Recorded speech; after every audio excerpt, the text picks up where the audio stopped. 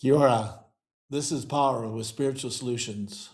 For over 35 years, and I'm suspecting about 15,000 hours of time, I have had conversations and been gifted and been taught by these two amazing people, these two amazing universal intelligences that I'm going to share with you next. They are so profound and so interested and so intriguing and so smart, and you're going to get a grasp of this. You're going to be able to touch them and feel them and be able to learn from them. It's the most wonderful opportunity you might ever have in your life. Here we go. I hope you listen to it and stay open minded because there's some great, spicy stuff here. Thank you. Beyond love, integrity, growth, and combining, there are several other qualities that we want to share with you. You tend to limit what you think can come to you, so it is important to keep your mind open and poised for even the most subtle ideas, because they are all important, no matter how distinct they are. I will introduce these next few, and let the dude follow up and fill in where I choose not to go. The next concept I want to bring up is sex. Yes, you heard it correctly. The goddess is going to bring up that topic that fascinates all of you, and yet you cannot and often will not talk about this. All of you have wondered about sex with gods, haven't you? After all, you frequently say, "Oh God," when something amazing is happening in your activities. Do you think that these words go unnoticed? Why don't very many of you say, "Oh Goddess," when you are at the height of bliss and passion? Why do you suppose that he is the only initiator of pleasure? Many of you have supposed that I cannot handle you using my name in places or ways that show disrespect. I can appreciate your desires to protect me, but I do not have need of this. Perhaps it is just that it is an extra syllable. That is too much energy to expend in those moments? This is going to be really interesting. Wait till you get into this topic. And she begins it with a very interesting statement. She says, "You tend to limit what you think can come to you. So it is important to keep your mind open and poised for even the most subtle ideas because they are all important." I think that's a very interesting comment about us as humans. And that is that we tend to limit ourselves. And in this case, we're talking about limiting our thinking as to what can come to us. Have you ever thought that way? Like you're really concerned that maybe you won't be able to get anything from the divine. Maybe you won't be able to get any great ideas. Maybe you're not worthy. I know this is something that's happened to me many, many times where I thought, I don't know. Maybe I'm too stiff. Maybe I'm too judgmental. Maybe I'm too this. Maybe I'm too that.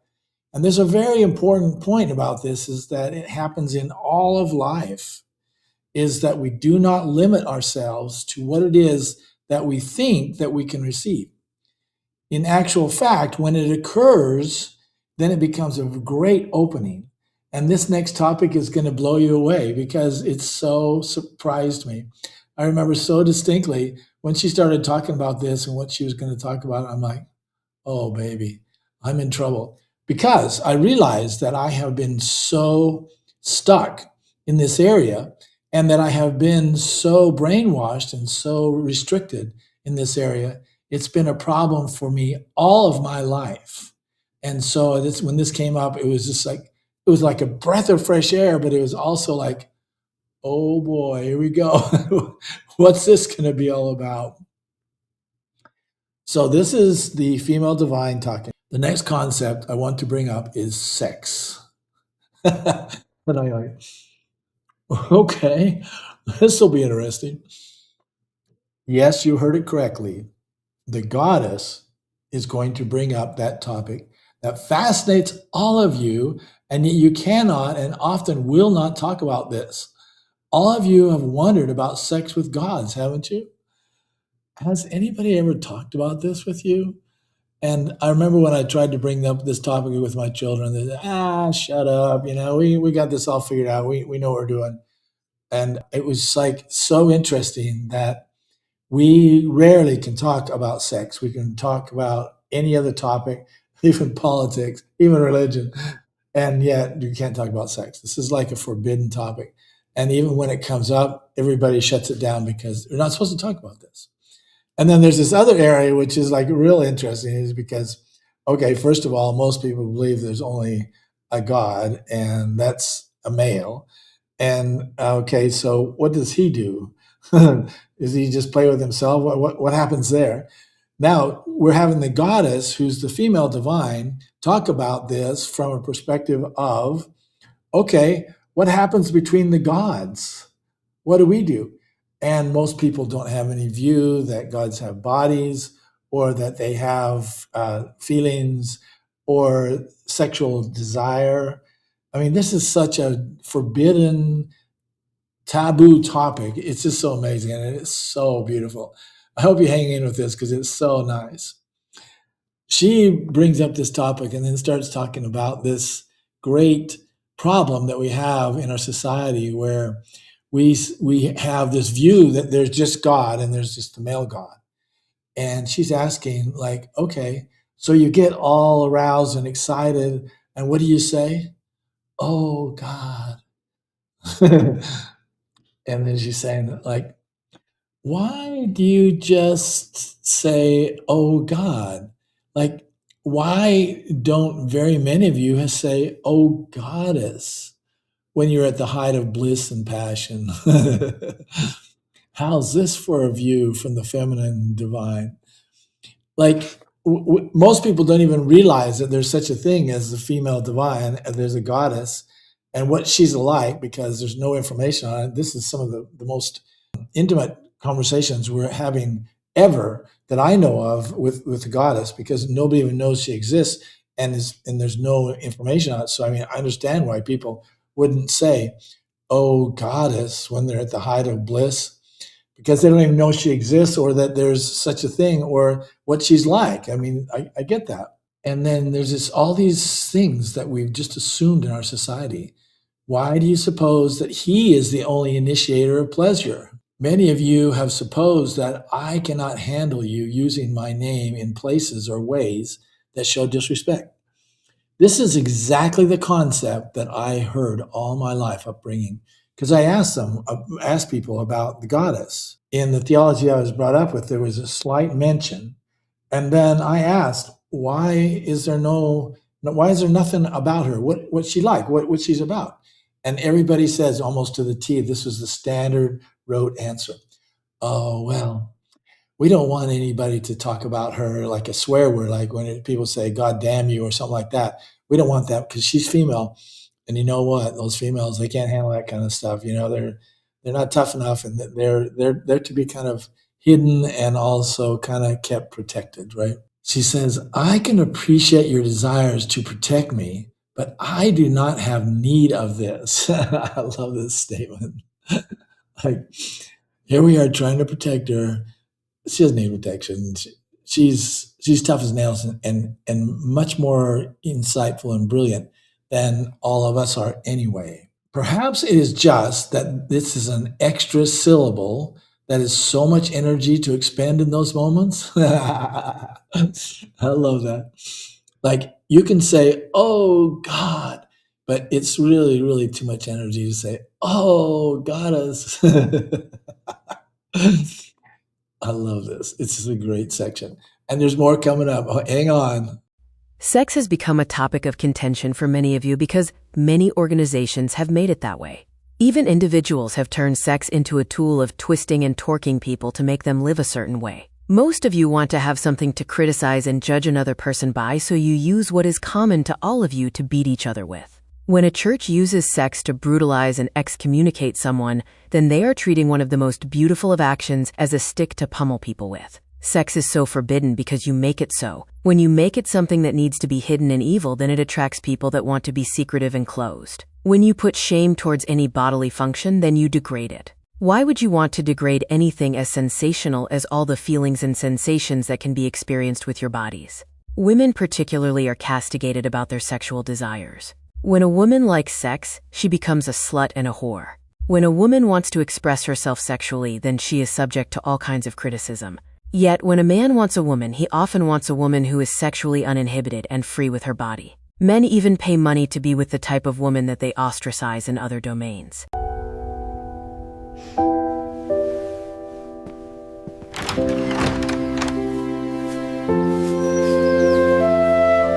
Sex has become a topic of contention for many of you.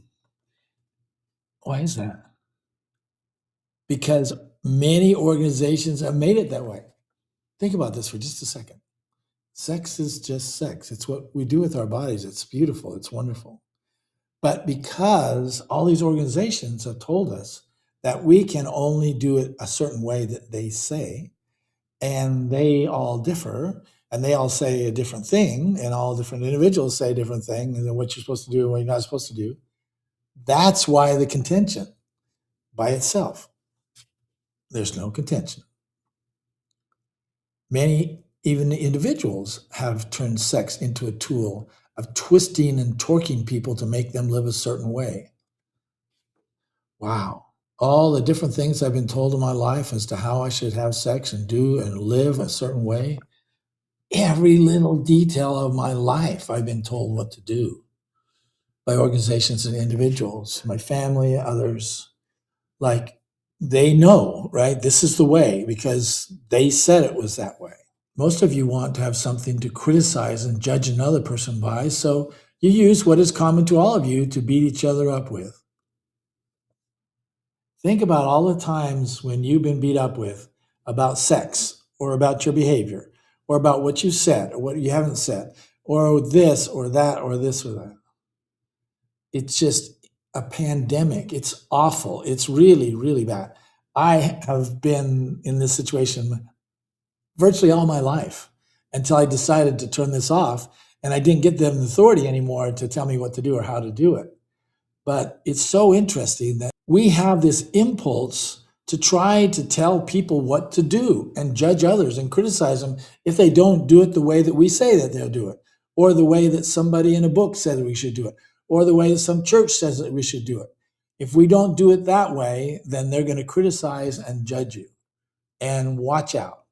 They'll even put you in a jail. When a church uses sex to brutalize and excommunicate someone, then they are treating one of the most beautiful actions as a stick to pummel people with. Isn't that disgusting? Excommunicate you for not behaving the way that they say. God didn't say it. They say that God said it, but this is something that man made up, primarily man. And they're saying that we're going to brutalize you and kick you out just because. But it's one of the most beautiful and wonderful actions in all of nature and in all of life. And this is being used as a stick to beat us with. It's really, really disgusting. Sex is so forbidden because you make it so. Who said that? Who made that up? Who wrote about that and said this is something you can't do or you shouldn't do? Somebody. Not God, but somebody. And when you make it something that needs to be hidden and evil, then it attracts the people that want to be secretive and closed. That's so interesting because if we kept it open and something we could talk about and it wasn't attracting all those people that want it secretive and closed, then it would be open and free and beautiful. When you put shame towards any bodily function, then you degrade it. And then there's this beautiful questions here. Why would you want to degrade anything as sensational and as all the feelings and the sensations that can be experienced with your bodies? We have such beautiful bodies, so wonderful bodies, and there's so many wonderful sensations and feelings available. And some of the most wonderful and sensational ones are sexual. And yet what we do is we turn them into something negative, something to be hidden and closed down on. Now, here's an interesting perspective on this, and it's so accurate, it's so true. Yeah, I say true. But what would you expect from the goddess? Women particularly are castigated about their sexual desires. How many of you women out there have been told that this is not good for you? This is bad. This is wrong. When a woman likes sex, she becomes a slut and a whore. When a woman wants to express herself sexually, then she is subject to all kinds of criticism. Man, how many times have the tabloids and people who've written and spoken negatively about a woman wanting to be sexual? It's so endemic. It's just all over the place. Yet, when a man wants a woman, he often wants a woman who is sexually uninhibited and free with her body. How wonderful is that? Every man in the world wants one of those. But if they're sexual and they want to have sex and they have those desires and they express them, then they're negative. Men even pay money to be with that type of woman that they ostracize in other domains. So at church, you're going to be all over people that are not living according to whatever they said you're supposed to do or how you're supposed to be. But if you're outside of church or you're wanting sex, then you go pay money and get a prostitute. And that's okay. But with women, no, it's not all right.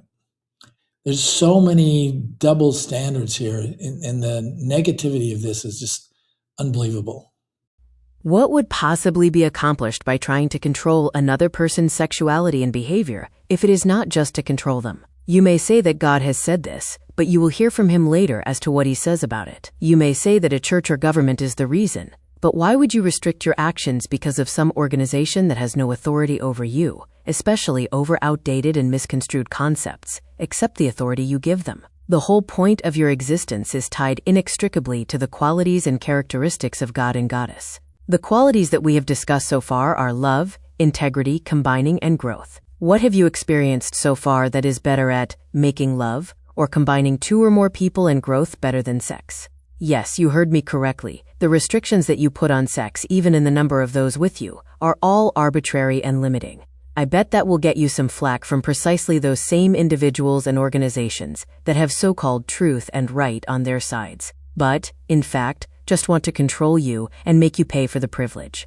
Sex and all the emotions and actions connected with it, such as romance and foreplay and orgasm and touching and smelling, are so much a part of each of you, and yet you make it all dirty and nasty. You cannot talk about it openly, and thus you develop all kinds of strange notions and fetishes about it. Your thinking is that because it is not what good girls do, that you have to force girls to do it, because that is the only way to get sex. Then you label and figuratively castrate those that live inside the forbidden zones that your societies and organizations create, by putting them in prisons that ensure that they will never get the kind of perceptions about sex and women that can rework their thoughts. What could possibly be accomplished by trying to control another person's sexuality and behavior? It's a great question. What? Why? Why? What is it they're trying to accomplish here? If it's not just to control them. Now think about this. The only reason why people would want to control your sexuality and what you want to do anywhere is because they want to control you. Now, how do you feel about that? Do you like people controlling you? And yet we've allowed it for all of our lives in many cases. I know I did. This is the way that you behave, and if you don't, then you're going to get excommunicated or you're going to get judged by God. You're not going to get all the goodies. You're not going to get the celestial kingdom. All those things you're not going to have if you don't do what people who want to control you tell you what you should do. And you can say this, and it's really amazing. You may say that God has said this, but you will hear from him later as to what he says about it. I'll give you a little sneaky preview. Guess what? It's not that at all. You may say that a church or a government is the reason, but why would you restrict your actions because of some organization that has no authority over you, especially over outdated and misconstrued concepts, except that the authority that you give to them? Here's the problem. We gave authority to people to tell us what to do, to control us, to tell us what is the right way, the wrong way, how God has. We gave them that authority. I have to take responsibility for that. I'm still fighting that all my life now because I still feel like maybe I should have done this or should have done that. And it's all because of controlling individuals and controlling organizations that are trying to tell me what to do. Right now, I'm telling you, folks, the organizations and the people, I do not give you authority anymore. You do not have permission to tell me what to do. Go away. I have no interest in what you have to say if you want to control me. Now, here she comes up with this most beautiful statement here. The whole point of your existence is what? It's tied inextricably to the qualities and the characteristics of God and Goddess.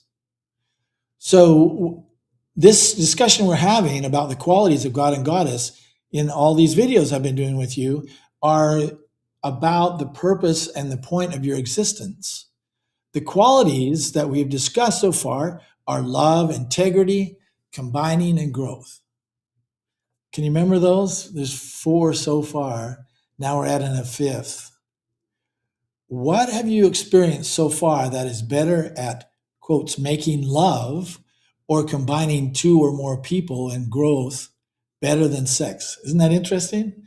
They all wrap together to come together to say all of these come together making love and combining 2 or more people, and the growth that comes from that is about sex. And therein is the purpose and the meaning of sex also, is that we're somehow expressing our divine qualities and we're combining with other people. Yes, you heard me correctly. The restrictions that you put on sex, even in the number of those that you are in, are all arbitrary and limiting. When someone tells you what to do or who to do it with or how many to do it with, let them know it's all arbitrary and limiting. It's their opinion. It does not come from God or goddess or the divine, whatever you want to call it. She says, I bet that you will get some real interesting flack from precisely those same individuals and organizations that have so-called truth and right on their sides, but in fact, just want to control you and make you pay for the privilege. I like not having to pay for the privilege of being controlled. I really, really like that part. I like keeping my money. And it's so interesting that these people are going to fight and give me all kinds of heat because what? They say they have the truth and the right on their sides, but you know what? All they want to do is control you. Sex and all the emotions and actions connected with it, such as romance and foreplay and orgasm and touching and smelling, are such a big part of each of you. And yet you make it all dirty and nasty. You cannot talk about it openly, and thus you develop all kinds of strange notions and fetishes about it. Boy, that is so accurate. I have so many notions and fetishes about it, and yet the way she's presenting it is so beautiful and clean. Your thinking is because it is not what good girls do, that you have to force girls to do it because that is the only way to get sex. There's so much of this thought pattern in men, and you have to force them. Then you label and figuratively castrate those who live inside the forbidden zones that your societies and organizations create by putting them in prisons that ensnare them. And that way they'll never get the kind of perceptions about sex and woman that can rework their thoughts. So what do? We throw them in the can, throw them in the prison, and they'll never figure anything else out because they don't have the opportunity to learn that force is not the answer and that there is nothing negative or dirty about this whole process. It's very, very profound concepts here. Sex and all its nuances are good and healthy and powerful. Women can be sexual and enjoy their bodies and be divine at the same time. In truth, women are most in touch with their divine natures and with others when they are being sexual. They are many times closer to Goddess during that special time that you call orgasm, because they are finally free from all the worries and concerns that they take on themselves, and able to connect with their soul that is always there but often hidden from view by all the many layers. When else are you able to turn off all the mental noise and truly connect to your friend and lover, the Goddess? There are many other dimensions to this that we need to discuss further, but suffice it to say now that it is all good, and we would never give you the options and the capacity to do something unless it was to be explored and lived fully and without regret. Yes, I hear you all saying, what about this age, and what about being responsible, and what about diseases? We give you the wisdom and insight to sort out your lives and make decisions that work well. What you are missing are the concepts that you are free and able to experience whatever it is you desire without some type of restrictions or meddling from us. She says, sex and all of its nuances are good and healthy and powerful. Women can be sexual and enjoy their bodies and be divine at the same time. In truth, women are most in touch with their divine natures and with others when they are being sexual. So to finally wrap this up, I think is very, very important. There are many dimensions to this that need to be discussed further, but suffice it to say now that it is all good and we could never give you the options and the capacity to do something unless it was to be explored and lived fully and without regret. Isn't that interesting? All the toys are there. Use them. Yes, I hear all of you saying, what about this age? And what about this, about being irresponsible? And what about diseases? We give you the wisdom and insight to sort out your lives and make decisions that work well. What you are missing are the concepts that are free, that you are free and able to experience whatever it is you want to desire without some kind of restrictions or meddling from us. So powerful, so free, and so wonderful. I will take this section since my partner has been so expressive. Sex is more about the sensations and the emotions that result than it is about the physical act. We are free to experience any sensations or experiences at any time since we can be any shape or design we choose. What you experience as sexual is limited somewhat by your geometry and physical characteristics. This does not apply to our worlds, because there are many shapes and designs that combine and grow and love together. We can experience either the sensations and emotions of the sexual domain, or the physical, or both, depending on what it is that we want to experience. You also can experience these thoughts and sensations by going to your mind and remembering what has been, or by fantasizing what can be.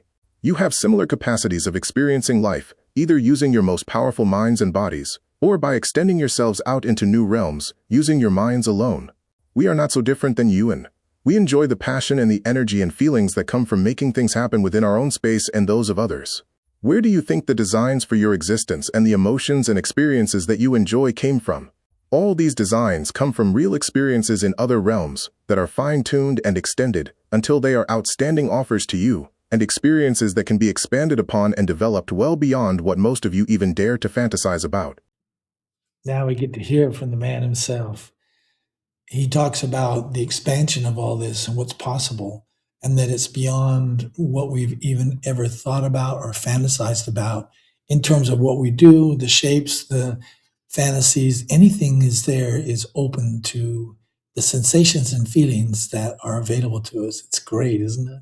Sex is a quality of the gods and goddesses because we enjoy it and all the experiences that we share with you. Sex represents energy and pleasure, and letting go and focusing on others and what they desire.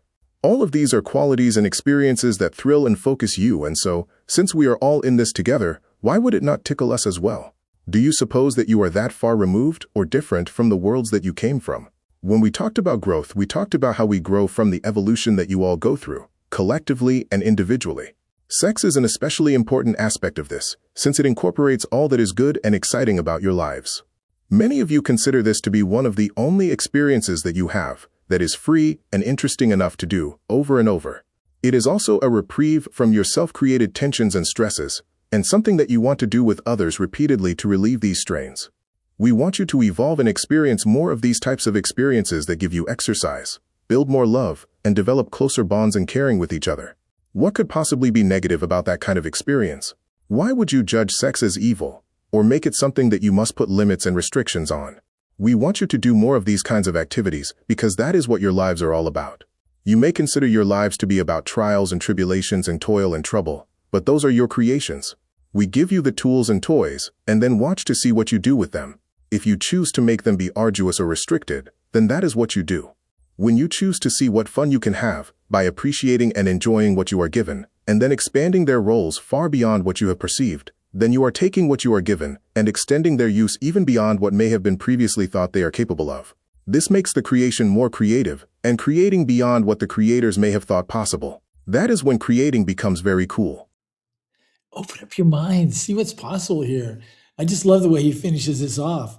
When you choose to see what fun you can have by appreciating and enjoying what you're given, and then expanding your roles far beyond what you perceived, then you are taking what you have been given and extending their use even beyond what you may have thought was possible.